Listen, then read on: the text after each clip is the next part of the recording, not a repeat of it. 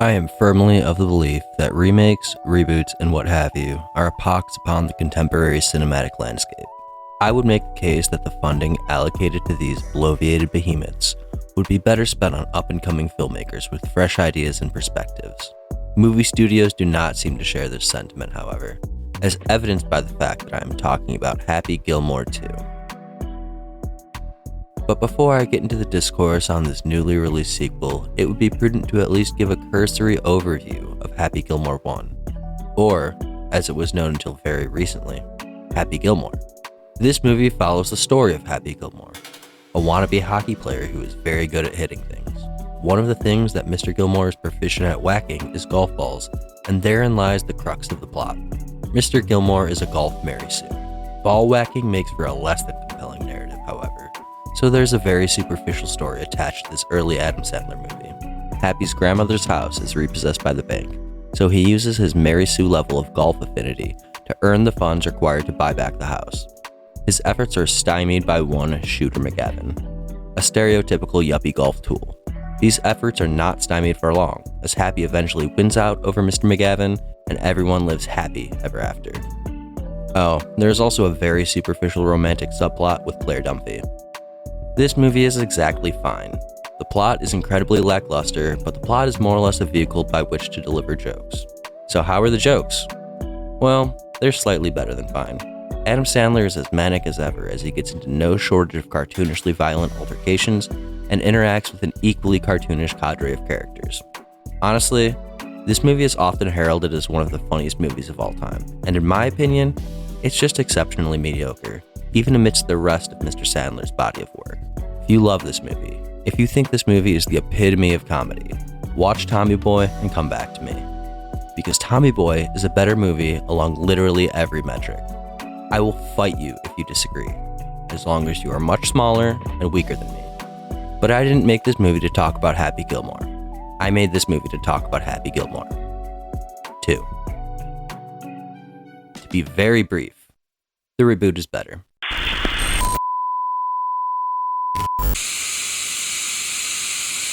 Okay, fine. I'll expand a bit on why my opinion is objectively correct. First and foremost is the plot. This sequel actually has one. I mean, Happy Gilmore had a plot in the broadest sense of the word, but my 75-word synopsis basically covered the entirety of it. The plot of Happy Gilmore 2 is far from perfection, but it's certainly more robust than its predecessor. An aging Happy descends into the depths of alcoholism after manslaughtering his wife with a golf ball. This affliction leaves him destitute and working menial jobs. But his daughter is a very talented ballerina, and as a devoted father, he wishes to pay for her schooling. Through a circuitous route, this financial imperative leads him back to the world of golf. But he is bad at it. No longer is he the Mary Sue that he once was. He must train to regain his affinity for hitting small white balls. Allowing for what I guess technically qualifies as character growth, once Happy is reacclimated to his trade, a new conflict emerges. A competing golf organization known as Maxi Golf. This new golf league basically amounts to what Vince McMahon would envision for the sport of golf. In essence, it's really stupid. The conflict between normal golf and stupid golf comes to a head when the two organizations face off in a tournament that will decide the fate of golf as a whole. In the end, the normal golfers win out over the pro wrestler golfers. This isn't even a joke. This character is literally played by Becky Lynch, and everyone lives happy ever after. As much as the plot of this movie is nothing to write home about, the synopsis of it was 205 words, versus 75 for the original. So, improvement, I guess. But both of the Happy Gilmore movies are really not all that concerned with such paltry things as narrative or plot. They're all about the jokes. So, how are the jokes in the reboot? Well, they're better. Not in the sense that they are new jokes that are in totality better than the jokes in the first film, but more that they are the actual same jokes as the first one, but improved upon. Think of the comedic stylings of Happy Gilmore as a Squirtle, and think of the jokes in Happy Gilmore 2 as a Blastoise. Basically the same, but the second turtle has cannons. A side note, I know that there's a middle one, but we don't talk about War Turtle. Seriously, I don't think that there was a single joke present in the first Happy Gilmore that was not regurgitated in the remake. I don't really want to watch either of these movies more than once, so I can't be certain of this, but I feel like every dead horse from Happy Gilmore was resurrected and beaten to death again in Happy Gilmore 2. Even jokes from other Adam Sandler movies were used. This bit is just a repurposed version of this joke from Waterboy. Plot and jokes. Certainly, that is all there is to a movie like this, right? Wrong! Happy Gilmore 2 adds something else into the mix. Something that is present in other movies, but not to this degree. Happy Gilmore 2 allegedly has 48 celebrity cameos. I touched on Becky Lynch earlier. Not in that way, please don't hurt me, Miss Lynch. But besides her, there's an abundance of celebrity guest appearances throughout the film, ranging from pro golfers, I don't know any of their names because they're golfers and who the fuck cares about golfers, to Eric Andre, to Eminem, to Guy Fieri. On that note, I would like to take a brief Guy Fieri tangent.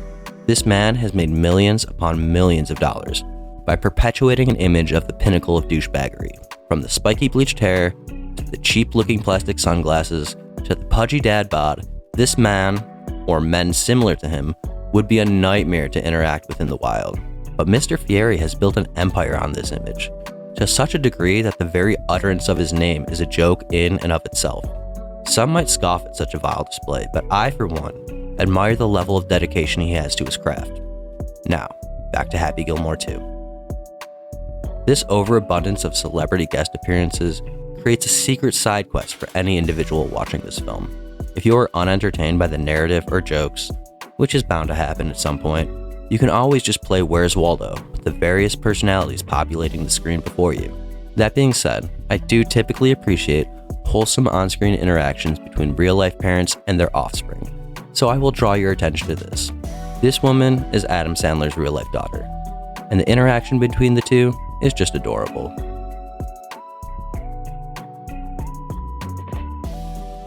Is Happy Gilmore 2 the shining light in the dark sea of reboots? I mean, yeah, I guess. But mostly because the bar is set very, very low for this classification of movies. I would still make the case that this movie is better than its predecessor, but that is also because the aforementioned predecessor is also not very good. Even amidst the rest of the Adam Sandler catalog, Happy Gilmore does not stand out for any other reason than nostalgia. It's not better than Waterboy, Billy Madison, or even Little Nicky. Opinions are subject to change. I haven't seen any of those movies in quite some time. But if you're drunk and want some chuckles, I suppose both Happy Gilmore and Happy Gilmore 2 could accomplish that goal. But your limited time on this planet would be better served watching a better movie. Cough, cough, Tommy boy, cough, cough.